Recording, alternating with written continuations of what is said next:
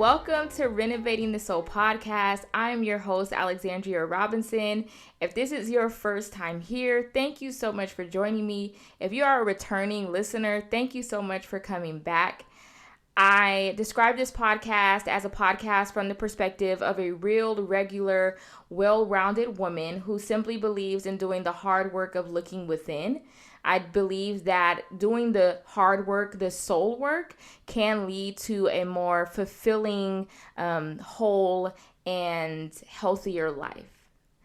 And I'm super excited that we are at episode 5. We are halfway through season 1. And I just want to do a little recap of the episodes, the things that we've talked about so far. So in episode 1, we talked about the soul, why our soul matters, really laying the groundwork for the podcast. And then in episode number 2, I shared a little bit about me, Alexandria, my journey, some of the things that I've been through, but really ultimately why I wanted to do this podcast.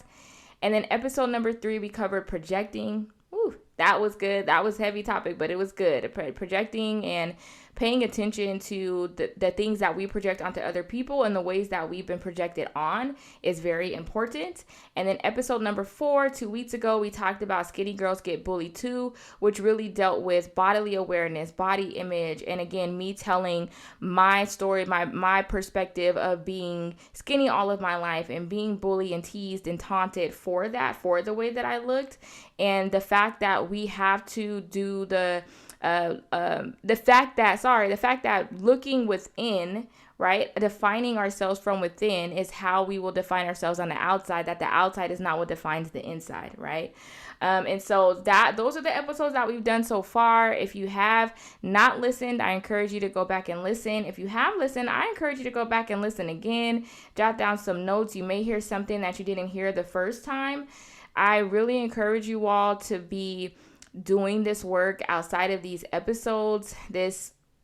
I don't know what other podcasters do all the way, but my challenge and encouragement is that we start to incorporate these ideas into our daily lives, that we really start to try and do this work and confront our issues head on. And I want to remind you that you're not alone on this journey. I am on this journey with you. So please feel free and please submit questions, comments, your thoughts, ideas. Follow up with me and let me know how I can help you, or what you're thinking, and how these episodes are helping you or how they're not helping you. I'm here to listen to it all. I really do. I want to hear it all, and I want to hear it from everyone. So you can email me, you can leave comments on Spotify, you can message me on social media.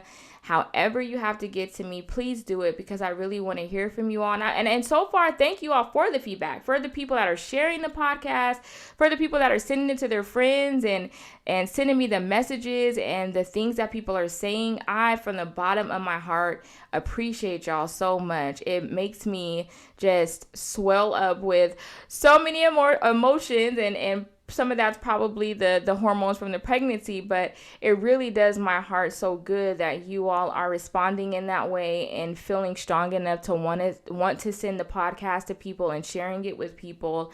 And it just really means so much to me. So thank you. So let's jump into episode number 5. Episode number 5, grieving the relationships that we wish we had, or grieving the idea of the relationships that we wish we had. I'm going to start us off reading the quote that inspired this topic, and where I got this idea of grieving relationships from came from a woman named Dr. Sarita Lyons. And in the clip that I saw, there was a young lady in the audience who was asking for advice for women who do not have good relationships with their mother. And so in the clip, Dr. Sarita Lyons says this. She advised that you have to grieve the loss of the mother you wish you had. And in some ways, many of us have to have a homegoing celebration or a funeral in our own hearts and mind for the fantasy mom that I have to bury because she does not exist. She goes on to say, real grieving has to precede your ability to really love, because sometimes we're loving a ghost and we're not loving the actual woman and who she really is. And though her focus in this particular quote was on the relationship between mother and daughter, this can be applied to father and son, or sister and brother, brother and brother, sister and sister, or even to friends, right? You can insert there that you have to have a funeral or a homegoing service in your heart or mind for the fantasy dad or the fantasy sister, right? Because that person does not exist, and that you have to realize that who you're trying to love or who you're trying to build a relationship with from what you've anticipated or expected in your mind does not exist, and that you miss the actual person, who they really are in front of you. This was a mind-blowing moment for me. I was just watching the clip as it popped up on my Instagram feed and, just kind of playing in the background. But when she said that you have to grieve those relationships, I was like, grieve the relationship? Like, what? Grieve the relationship? What does she mean? It was a moment where I didn't fully understand what she was saying, but somehow it felt like that's what's for me. I hope I'm explaining it that way. Like it's a new idea of hearing it in that way, right? It's not a new idea to say let go of or get rid of or move past these ideas that you had, and I've heard that a lot.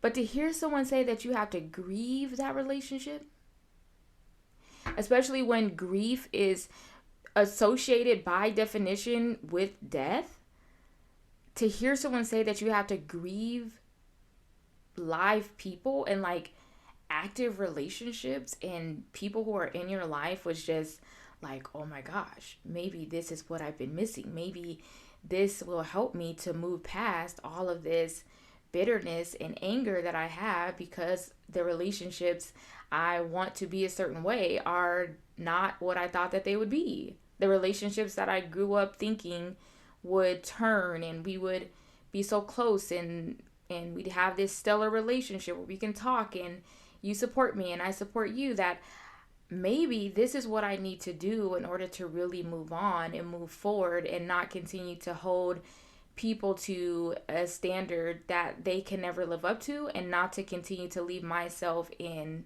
shackles in emotional relational shackles. And I know today is Valentine's Day. Happy Valentine's Day.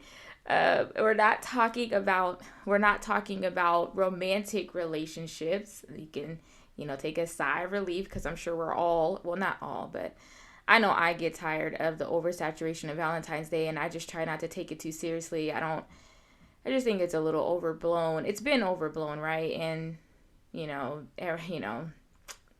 ever since we had social media and all this stuff, I think they just blow up some of these holidays, which again can insert more pain, because you're looking at people who have these seemingly good and healthy relationships and wondering like, what's wrong with me, or why can't I have those? But it's always good to be reminded that you never know what's going on behind closed doors, and most people are overcompensating, whether it be for attention or whether it be for that person even in their life, right? I just choose not to base my relationships on holidays. Valentine's Day, Mother's Day, Father's Day, Easter, Christmas, Palm Sunday, Groundhog Day, like whatever it is. I bring up Valentine's Day not just to say like happy Valentine's Day, but also because I know that on days like today and on other holidays, those typically seem to be the times when our relationship struggles with the people around us start to become magnified. And what we might not have felt in a long time, or what we might have suppressed or buried, or what we might have put on reserve because we think that it's going to turn out a certain way, then rises up within us, because now I have to look at other people's relationships, moms and their daughters on Mother's Day, dads and their fathers. Moms and their daughters. dads and their sons, there we go, dads and their sons on Father's Day or Grandparents' Day or Siblings' Day. And y'all cannot stand all these holidays. Like, do not expect a text or acknowledgement from me. I am not going to put my kids through all that because they just made up holidays. It's getting too much, okay? Best friend who wears a yellow sock day. Like, nobody has time for all that. And nobody's keeping up with that. I can barely keep up with my kids' birthdays, okay? So we need to just breathe. But anyways, that's my little side note. But holidays and these, again, whether they're made up and new to many of us or whether they've been around for a long time, like Valentine's Day, Christmas, Thanksgiving, right? And now look, what do we have? Galentine's Day, get together with your girls. Friendsgiving, get together with your friends. And even though we respect and we admire what people have, we also cannot deny that sometimes seeing, not just on social media, because I'd actually know a few of you that are not on social media, but not just on social media, but even with the relationships around us, witnessing and seeing the healthiness of their relationships, or what seems to be healthy, or what even seems to be fun, right, brings up some lack within us. It brings up some feelings within us where we then again have to confront, and I guess we don't have to confront, but you're stirred up with emotions, whether it's jealousy, whether it's frustration, whether it's, again, feeling that emptiness because I wish I had this. And if you're older, and if you're like me, you've held out for a long time thinking it's going to change, it's going to get better, we're going to get there, they're going to come around. Like you've been waiting and anticipating and wanting and desiring, and now you get to this place, at least for me, like when I heard this quote, I was really in a place that it was on my mind more consistently and more constantly. And it wasn't just on my mind, but it was really affecting my moods. It was really causing a lot of sadness and regret and resentment and questioning. Why do I have this person? Why couldn't I have the healthy, beautiful relationship that I wanted? Like, why does it have to be that I have to look around at all these people and these relationships that I thought after years would finally evolve and grow? Like, why do I have to struggle in this way? Life is already hard, and I'm a huge people person and like huge relationship person. I really thrive off of relationships, and so to reach a place where I'm 32 and I'm nervous about starting new friendships. I don't really have the desire to try and fix mainly family relationships, right? Like I've got to the place where I said, okay, I probably should accept what it is, accept who they are, but it's easier said than done. I was able to say it. I don't think that I really did it. And I know I didn't do it because of the way I would feel.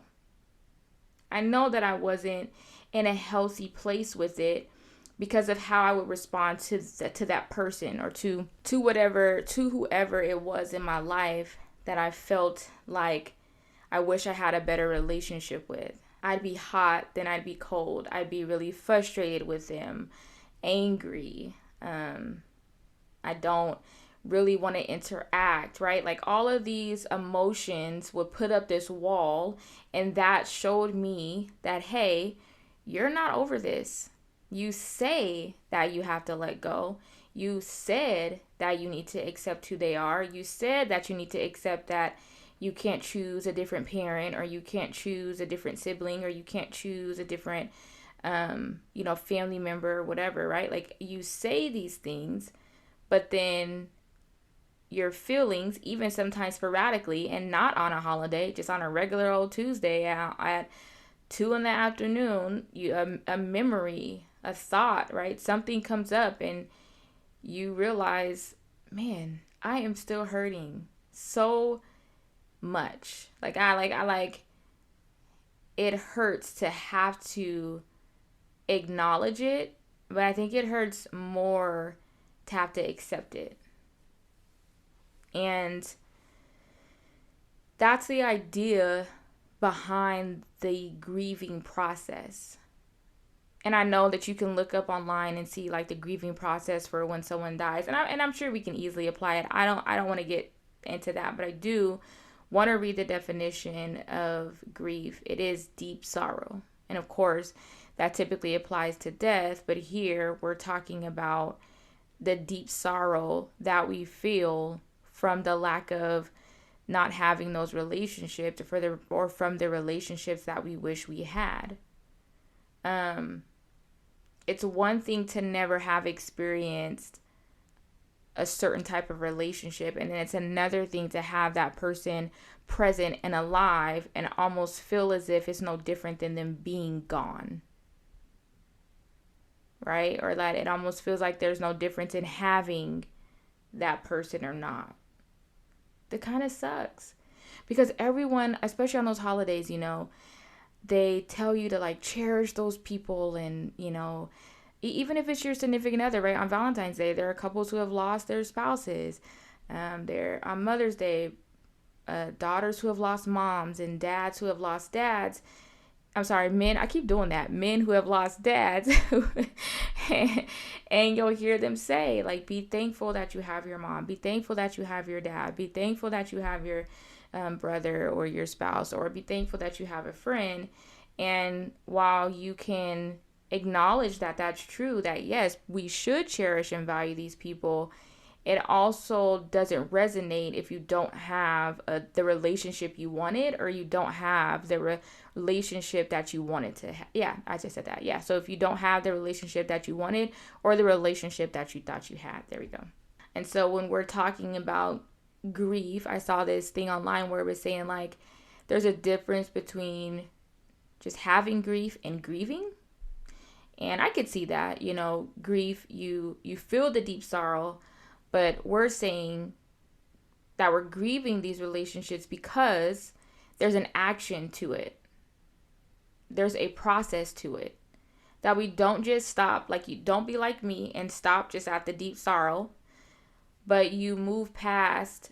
And when I say move past, I don't mean like you get past the feelings of it, but you take it a step further, that with my deep sorrow, I'm now going to process why that is. With the deep sorrow, I'm going to look at what has been keeping me back from not acknowledging and accepting the relationship or the person as is.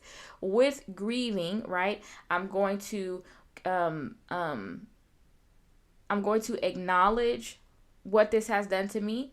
I'm going to pay attention to how I respond. I'm going to accept who they are, and I'm going to keep doing that. And as I mentioned, the same thing that happens when you're grieving something or someone is it could hit you out of nowhere like a ton of bricks. My grandpa died a few years ago, and it took a long time for it, and still it happens, but it took a long time for every little thing not to be a reminder of him. And even now, I'll smell something, or like we went to the Pike Place Market in Seattle, and they had these honey sticks, and instant memory came back. My grandpa used to keep honey sticks in his office, and so we used to go on Sunday mornings into his office and ask for the honey sticks, and he would cut them for us, and we would tear those honey sticks up, right? So it's like you could be anywhere, and these memories flood you. But again, I don't want to say that it's harder when someone is alive, but it is, there's a different feeling that comes from it that I don't know if I can describe. Maybe one of y'all could help me and tell me if you could resonate with what I'm saying. But it's one thing to know, like, okay, grandpa's gone,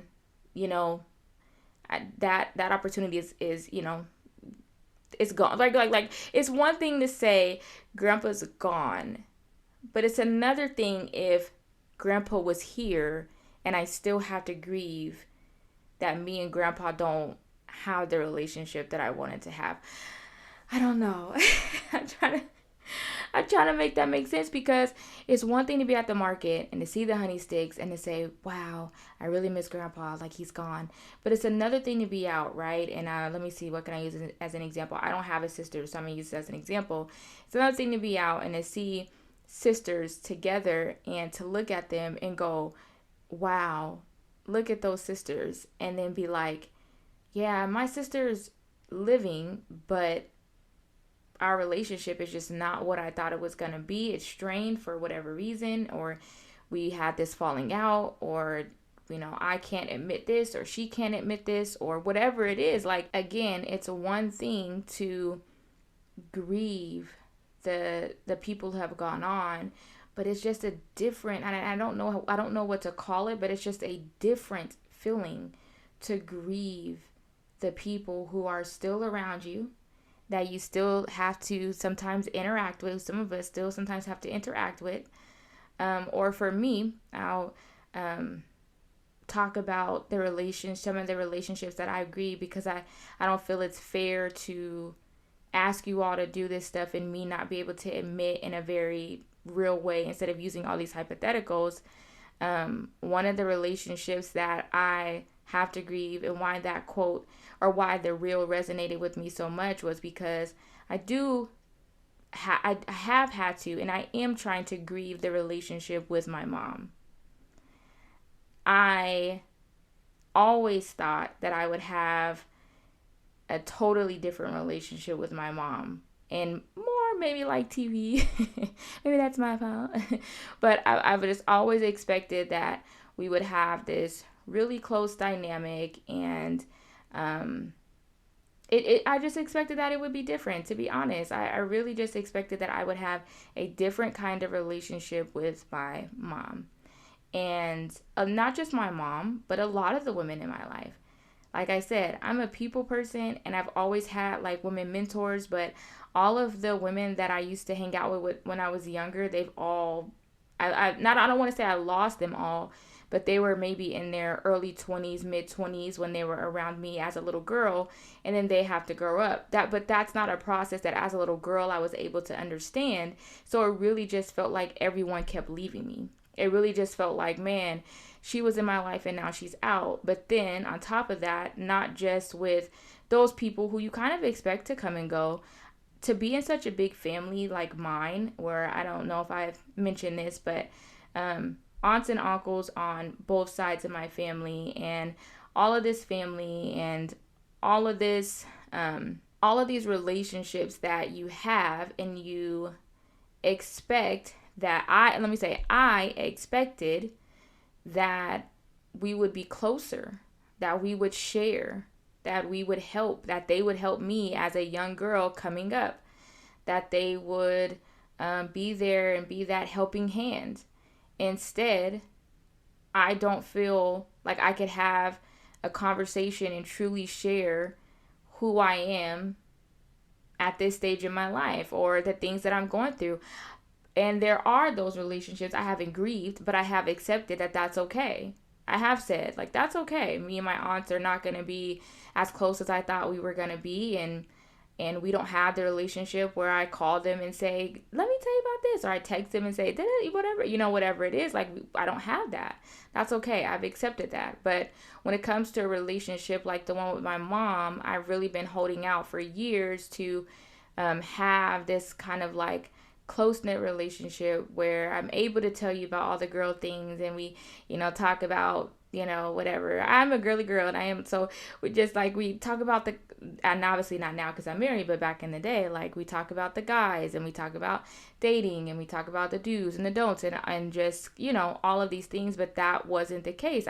My dad talked more with me about boys and what not to do, and, all of those things than I did with my mom. And so when I heard that quote, I was like, not only do I need to grieve relationships, but I need to grieve the exact relationship that she was talking about in this video, and it is extremely difficult. It is extremely hard, because I'm not inviting her or anyone else into the grieving process. I'm not going to have a conversation to sit down with them and say, I'm going to grieve our relationship now. No, I have to do that on my own. I have to accept where the relationship is, and as Dr. Lyon said, who she is, so that I'm not loving a ghost, so that I'm not trying to love this imaginary person and then getting frustrated and upset when I am in the presence of who she really is, right? Because I'm only frustrating myself by trying to keep up this ideal that I had in my mind. And again, it brings up so many emotions within us. I'm going to close our time with this story from Psychology Today, and I want to read the exact quote, and then I want to share the end piece. So the quotes that from this article said, grieving in this different way can be more challenging to an extent because it puts you in control of deciding and accepting the finality of things. Death has not forced acceptance of a loss on you. You have to do the work of death and move towards acceptance that what you dream of may and likely will never come. She's saying that, or he, I think it was a she that wrote the article, but she's saying that, like I was saying earlier with my grandpa, yeah, I know he's dead. I don't necessarily have to move towards accepting that, though. I have a little bit of a longer time to kind of move towards accepting, and it's been a few years, so I have accepted that. But in the beginning, it was like, I don't want to believe he's gone. You know, it was hard. You know, you're showing up to family events, and I'm like, where is grandpa, right?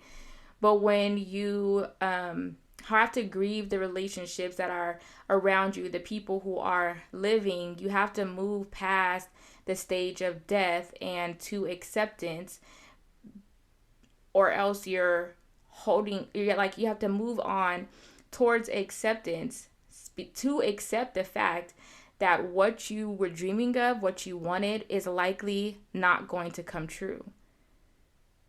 It's not saying that you're like speeding up the process, but I do agree that it's a little more challenging because, again, I'm in control of this.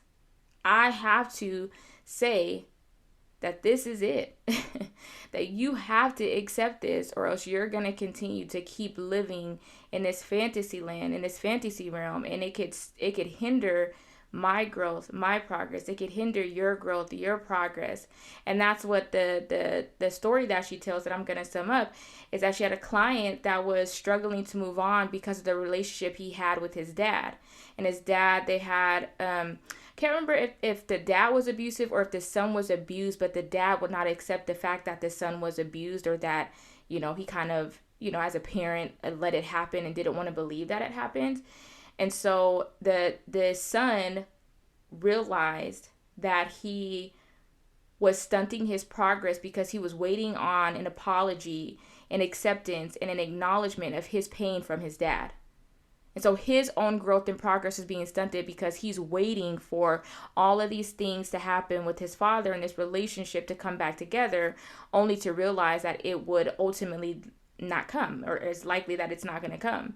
And it wasn't until the young man realized that he was putting conditions on his healing, and that those conditions were actually in the control of his father, that he realized that he had to start to change. He had to realize that the dream was dead, and that asking things of the dead was not going to produce results.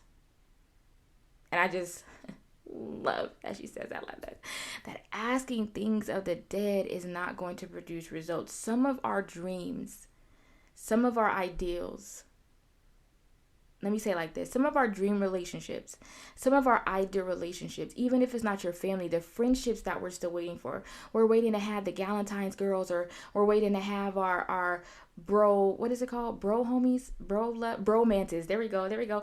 Have our bromances, right? Where we're waiting for those people that just we click with and we get and we're locked in and we can work through difficult situations. Because I'm also not saying that you just want friendships where you're going to the mall and we're buddy buddy and we go to the games, but that you want people that you could truly do life with, people that can stand the test of time, people that you can tell the truth to and say, hey, I didn't really like that, and they can say the same to you and you're like, yeah, me neither, but we're still good. You don't gotta just stop talking to me. Or you can be honest, right? You can call them out, right? And they're not tripping all of a sudden. Like, that's me too. I've always desired relationships, like friendships like that, right? And so what it's saying is that some of these relationships, these friendships in our mind, be it family, be it other people, are dead. The dream is dead. And that asking things of the dead is not going to produce results.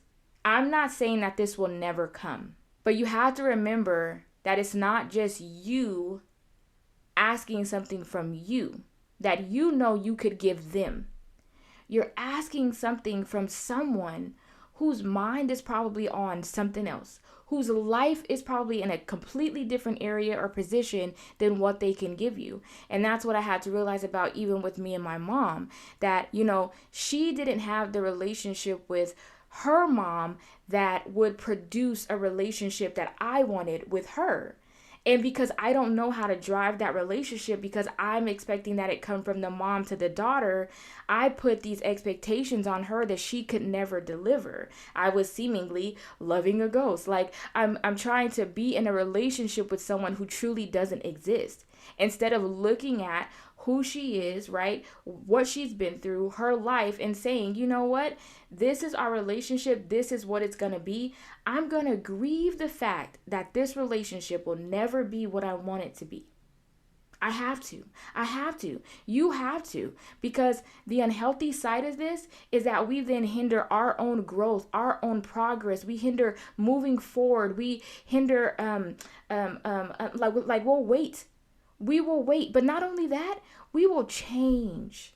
I watch so many men who either had dads that they didn't have a good relationship and don't have a really good relationship with, or did not have dads. But I actually know quite a few men who have fathers who are not in their lives, and I watch them overcompensate so much. I watch them beat themselves up because they don't know how to be the dad that they want to be, instead of just getting in there and loving your kids, being who you want to be. The unhealthy side of it is that we then start to act out on this lack that we feel.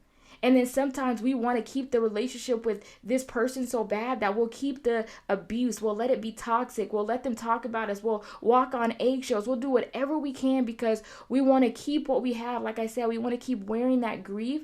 We want to keep wearing the sadness, whatever it is, as a blanket. It's become a comfort to us, instead of us having to realize that it's actually endangering us.